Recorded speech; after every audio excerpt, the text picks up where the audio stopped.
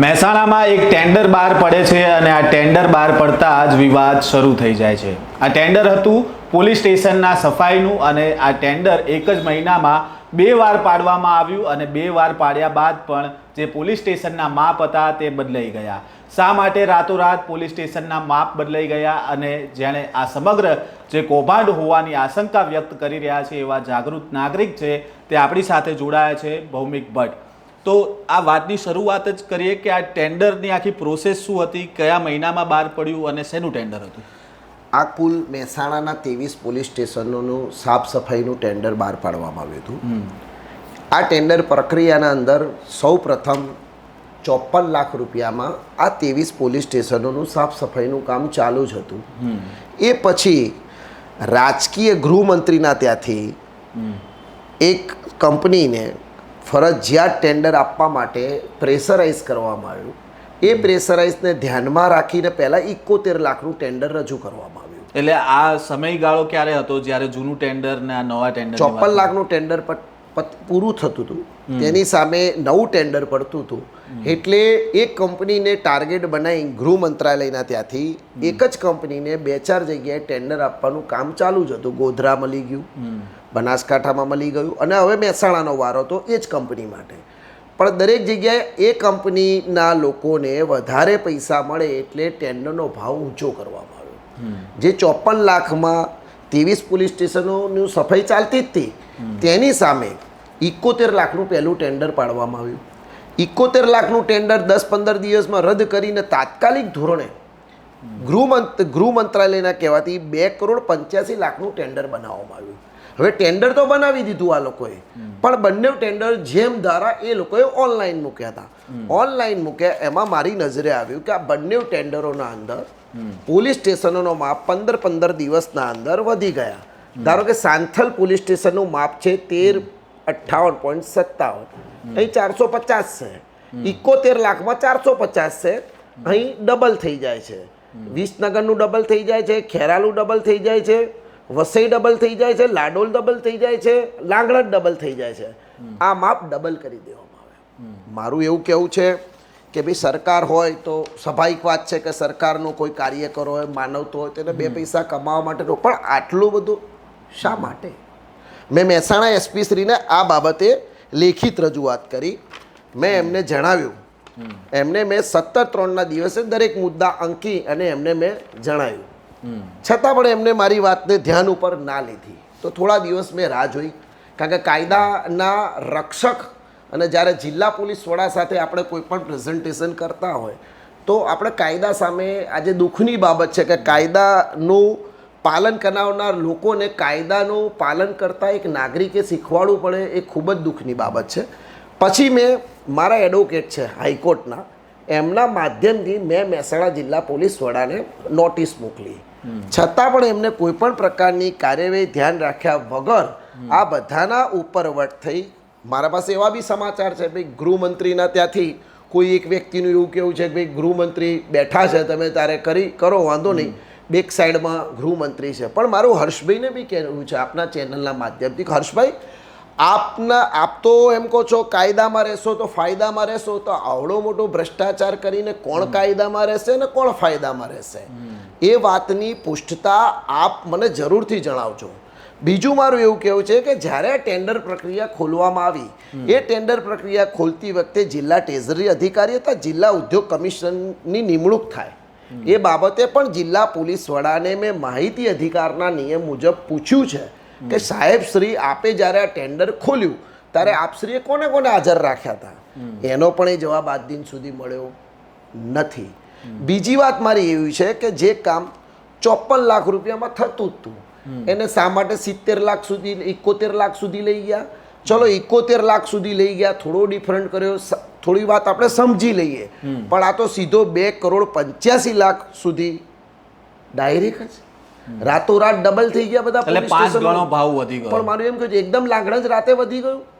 એટલે મારો એક સવાલ એવો પણ છે કે જ્યારે આવા ટેન્ડર થતા હોય તો એની માપણી બી થતી હોય, જે તે વિભાગ હોય એમાં માપણી કરવામાં આવે, તો આ એકદમથી કેવી રીતે? એમાં માર્ગ અને મકાન વિભાગ હોય છે, નિગમ પાસે માપણી કરાવવાનો રિપોર્ટ હોય, મકાન વિભાગ કે પછી પોલીસ આવાસ નિગમ પાસે માપણી કરાવવાની હોય છે. તેનો પણ આજ દિન સુધી ખુલાસો મળ્યો નથી. આપણે આક્ષેપ પરેક આક્ષેપનો દોર ક્યાંથી શરૂ થયો?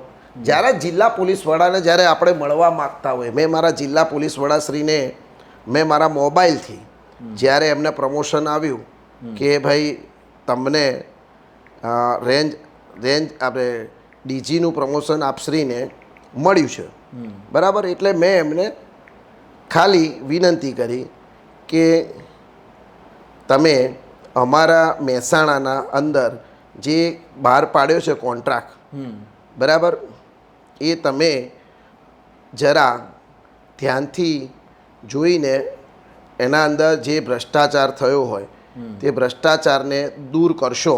એના માટે મેં એમને વિનંતી પણ કરી. 24 માર્ચના રોજ એમના વોટ્સએપમાં છે, મેં એમનો ટાઈમ પણ માગ્યો છે ને એમને જે કંઈ મેં પ્રક્રિયાઓ કરી બધી વોટ્સએપમાં પર્સનલ મોકલાવીને કરી હતી કે મેં આજે આ કર્યું, આપશ્રી મને ટાઈમ આપો. પણ એમની તો કચેરી હશે તો તમે ડાયરેક્ટલી ત્યાં જઈને તમે વાત કરવાનો પ્રયાસ ના કર્યો? જો આટલું મોટું જ કૌભાંડની વાત હોય તો કેમ એવું ના થયું? મેં એમને પત્ર લખ્યો. જો એમને ઇન્ટરેસ્ટ હોત, જો એ સાચા હોત મારી દ્રષ્ટિએ, તો એમને મારા પત્રનો જવાબ મને કર્યો હોત. મેં એમને લેખિત પત્ર કર્યો છે, એ મારી પાસે છે, તે એમની પાસે પણ છે. પછી મેં એમને નોટિસ આપી છે વકીલના માધ્યમથી, એનો પણ એ જવાબ મને આપી શકે એમ હતો. 24 માર્ચના રોજ મેં એમને લખ્યું છે કે મારે આપશ્રીને મળવું છે, છતાં પણ એમના તરફથી કોઈ પ્રશ્ન આવેલ નથી. હું એવું ઈચ્છું છું કે ભાઈ આ પ્રજા ટેક્સ ભરે છે, એ ટેક્સ ભરતી પ્રજાના પૈસા છે, આ કોઈના ખિસ્સાના પૈસા નથી. આવું તો મહેસાણા જિલ્લામાં ઘણું બધું ચાલે છે. આના પહેલાં જ્યારે કોરોના કાળ થયો, તે કોરોના કાળ વખતે જે લોકો પરપ્રાંતિયો ટ્રેનમાં ગયા એમના ભોજનનો પણ ભ્રષ્ટાચાર થયો છે. એ પણ નામદાર હાઈકોર્ટના અંદર અમારા મહેસાણા શહેરના જાગૃત નાગરિક વિષ્ણુભાઈ બારોટ આજની તારીખે પણ લડી રહ્યા છે. આજની તારીખે મહેસાણા શહેરના અંદર જે ઘોડા છે, જે પોલીસ હેડક્વાર્ટર ખાતે ઘોડા છે, એ ઘોડાના ચણા અને ઘાસ બજારના માર્કેટ કરતાં ડબલ ગણા ભાવે લાવવામાં આવે છે અને એક જ વ્યક્તિ છેલ્લા 10 વર્ષથી વેપાર કરી રહ્યો છે. એટલે રાજકારણના અંદર આવું કોઈ સત્તા પક્ષમાં બેસી જવું અને ગમે તે પ્રેશર કરાવીને ધંધો કરવો એ આજના યુગમાં શક્ય બની ગયું છે. આપણી લડાઈ કોઈ વ્યક્તિગત લડાઈ નથી. 80 કોન્ટ્રાક્ટરોએ ભાગ લીધો. તંદુરસ્ત હરીફાઈ થવી જોઈએ. તમે એક જ વ્યક્તિ માટે 80 જણને એક જ દાડાનો સમય આપો કે ભાઈ 24 કલાકમાં આટલા પેપર ખૂટે છે લઈ આવો, તે ક્યાંથી લાવે? અને એક જ વ્યક્તિને તમે આપી દેવા માગતા હો, બરાબર, એ બી ડબલ ભાવ કરી. પણ ડબલ ભાવ શા માટે કરવા જોઈએ? આ પ્રજાના પૈસા છે. પ્રજાના પૈસા વેડફવાનો અધિકાર કોઈની પાસે પણ નથી. તો શા માટે મહેસાણા જિલ્લા પોલીસ વડા આ બાબતે આજ દિન સુધી ખુલાસો કરતા નથી? હું આપના માધ્યમથી આપના દ્વારે એટલે આવ્યો છું કે જે વેરો ભરતી ટેક્સ ભરતી પ્રજા છે એમને ન્યાય મળે. આપણી વ્યક્તિગત લડાઈ નથી. આ લડાઈ માત્ર મારા જે ગુજરાતની કે મહેસાણા જિલ્લાની જે પ્રજા ટેક્સ ભરે છે એ પ્રજાના પૈસા વેડફાય નહીં એના માટેની આ મારી લડત છે. આ લડત લડવાનું મૂળભૂત કારણ જ્યારે મને દુઃખ થયું કે ભાઈ જ્યારે પોલીસ તંત્ર દ્વારા આ કાર્ય થઈ રહ્યું હોય, જેના અંદર આટલા બધા અધિકારીઓને રાખવા પડે. મારું તો ઘણીવાર એવું પૂછવું હતું એમને કે આ માપ કોણે બનાવ્યા? કયા અધિકારીએ માપ બનાવ્યા? એસપી શ્રી તો પોતે સ્થળ ઉપર નહીં ગયા હોય, કારણ કે તો જિલ્લાના વડા છે. તો કોણે આ માપ બનાવ્યા? કોણે માપ બનાવ્યા? કોને મેઝરમેન્ટ બનાવ્યું? કોની આ જવાબદારી છે કે જેને 15 દિવસમાં 200 મીટર લાગ્યું, એને 15 દિવસના અંદર 500 મીટર લાગ્યું? તો આવા કામ કરનાર વ્યક્તિઓનો હર્ષભાઈ શું વરઘોડો કાઢશે? હર્ષભાઈ આરોપીઓ પહેલા તો ફરિયાદ તો નોંધાવી જોઈએ ને. વરઘોડાની વાત તો બહુ દૂરની રહી ગઈ. તો આપણે ફરિયાદ કરી જ ને. આપણે વકીલ દ્વારા જિલ્લા પોલીસ વડાને નોટિસ આપી છે. હું મહેસાણા શહેરનો નાગરિક છું, મહેસાણા શહેરનો પૂર્વ પ્રમુખ છું. જો મારા જેવા વ્યક્તિને જો જવાબ મળતો ના હોય તો સામાન્ય નાગરિકની વાત ક્યાં છે? આ મારો પત્ર છે 7/3/2025 નો. એનો એસપી શ્રી પાસે કોઈ જવાબનો લેટર હોય તો મને બતાવે કે ભાઈ ભૌતિક ભટ્ટને મને લેટર લખ્યો હતો, મેં એને જવાબ કર્યો છે, એવું મને બતાવે. પણ તમે જે પ્રકારે આખી વાત કરી કે આ ટેન્ડર હતું કે કંઈકનું કંઈક એમાં ખોટું થયું છે, તો ખોટું થયું છે તો જવાબદારી તો જિલ્લા પોલીસ વડાની જ આવે સૌથી પહેલાં તો, કે ભાઈ કોઈ બી જગ્યાએ ખોટું થયું હોય તેની તપાસ થવી જોઈએ. તો તમે આ જાગૃત નાગરિક તરીકે ઉજાગર કરી આખી વાત, તો હવે આ મામલે કંઈ તપાસ શરૂ થઈ છે? કદાચ એમના ધ્યાને પણ ન હોય કે આવું કંઈ ખોટું થઈ ગયું હોય. 23 પોલીસ સ્ટેશનોની વાત છે, એટલે આમાં ઘણા લોકો જોડાયેલા હશે. ઘણા લોકો જેને માપણી કરી એ જોડાયા છે, જેને ટેન્ડર બનાવ્યું એ લોકો જોડાયા છે. આ એક પ્રકારનું સોચી વિચારેલી એક ભ્રષ્ટાચારની નીતિ છે. હું જિલ્લા પોલીસ વડાના આપના માધ્યમથી કહું છું, એમને પ્રમોશન મળ્યું છે, ખૂબ ખૂબ અભિનંદન છે એમને, બરાબર. પણ આ મહેસાણા જિલ્લામાં આવો ભ્રષ્ટાચાર આપના નેતૃત્વમાં થાય એ અયોગ્ય બાબત છે. કારણ કે આપના વિશ્વાસે તો પ્રજા ઊંઘે છે, આપણે કારણ કે પોલીસ જાગે છે તો પ્રજા ઊંઘે છે ને. પણ દુઃખની વાત એવી છે કે હવે તો ધીરે ધીરે રેલવે પોલીસ ખાતામાં પણ આવી રહ્યો છે. શા માટે તમે એક બે કોન્ટ્રાક્ટરને સાચવવા માટે પોલીસ વડાની છબી ખરાબ કરો છો?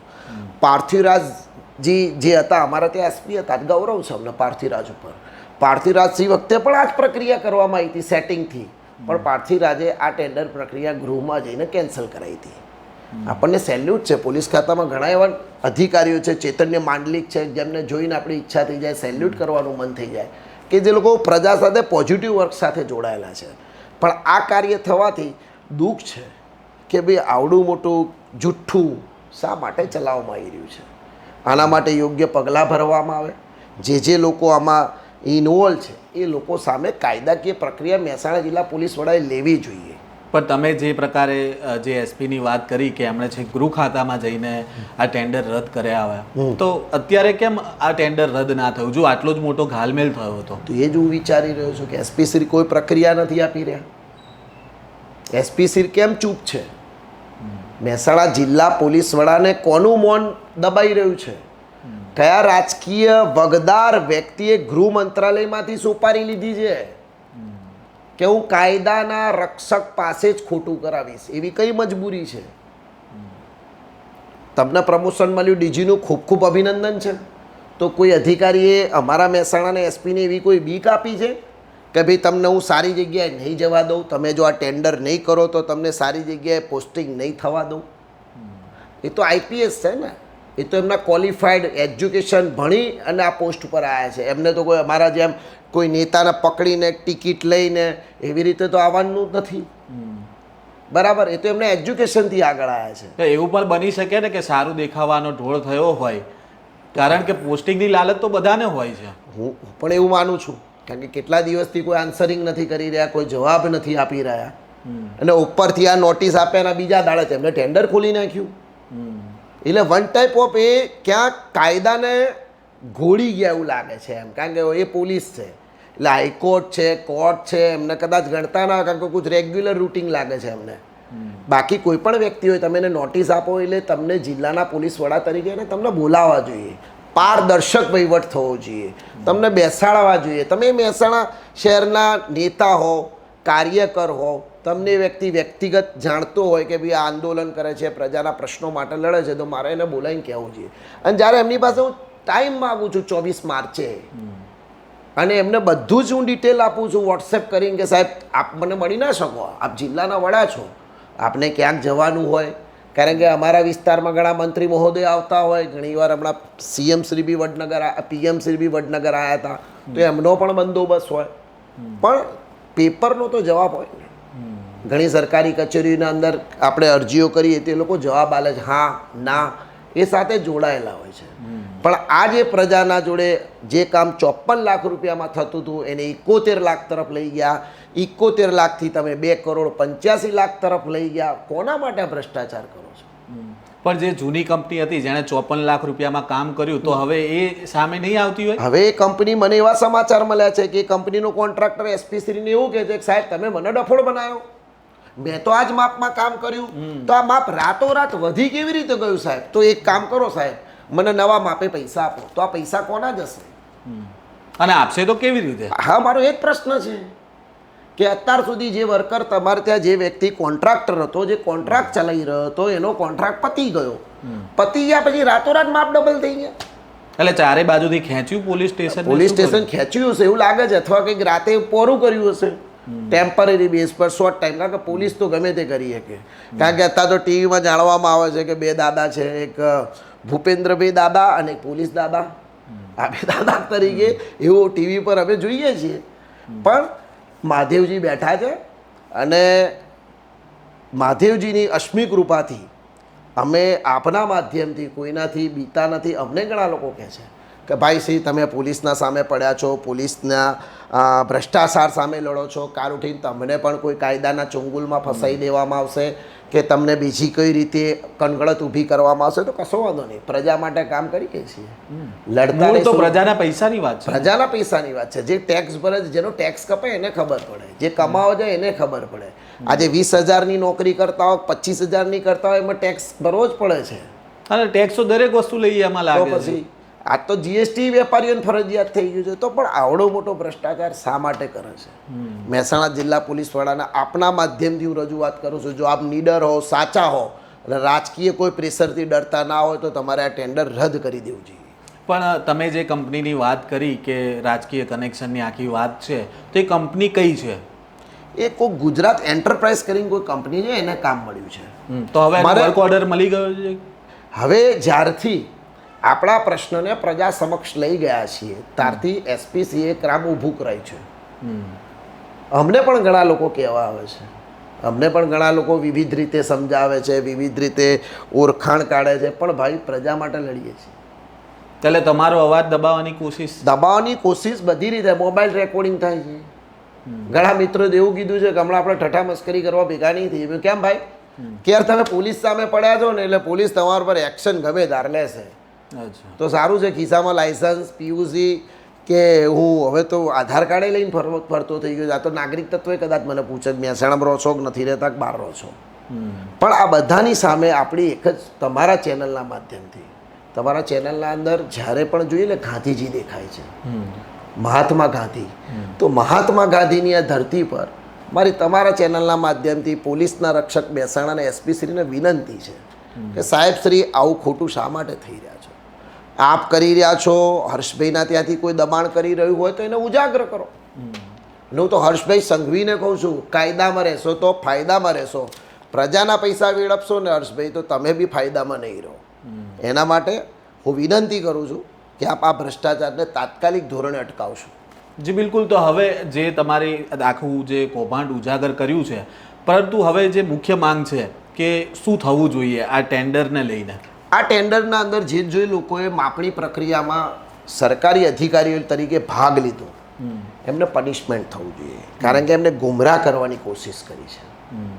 બીજું, આ ટેન્ડર જેને બનાવ્યું એ વ્યક્તિ પર પણ સરકારી કલમ મુજબ થવું જોઈએ. કેમ કે એને ટેન્ડર આવું કેમ ઊભું કર્યું? હું કોઈ એ વ્યક્તિને દોષિત નથી ગણતો, આખી ચેનલ હોય છે આમાં. કોઈ એક વ્યક્તિથી ના થાય. જિલ્લા પોલીસ વડા એકલા ગુનેગાર ના બની શકે. નીચેથી આખી ચેનલ હોય, ટેન્ડરની માપણી કરવા વાળો હોય, ટેન્ડર બનાવનાર વ્યક્તિ હોય, ઘણા લોકો આમાં સંકળાયેલા હોય છે.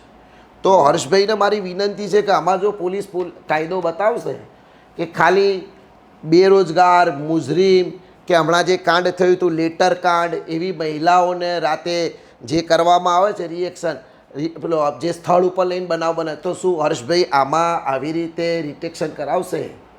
ટેન્ડરવાળાને લઈને ફરશે કે ભાઈ તું ક્યાં ટેન્ડર બનાવ્યું? માપણીવાળાને શું હર્ષભાઈ લઈને પોલીસના દ્વારા ફેરવશે કે ભાઈ કઈ ઓફિસમાં કેટલા માપ લીધા? જે અમરેલીની દીકરી સાથે બનાવ બન્યો, જે આ ભ્રષ્ટાચારીઓ સાથે આ બનાવ હર્ષભાઈ બનશે? કાયદાનું પાલન થવું જોઈએ.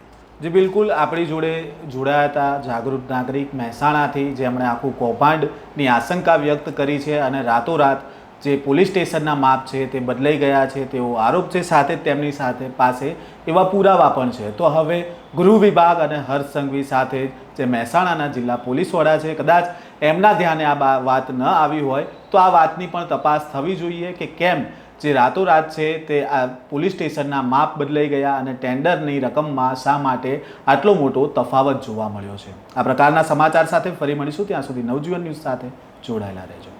વૈષ્ણવજન તો તેને કહીએ જે પીડ પરાઈ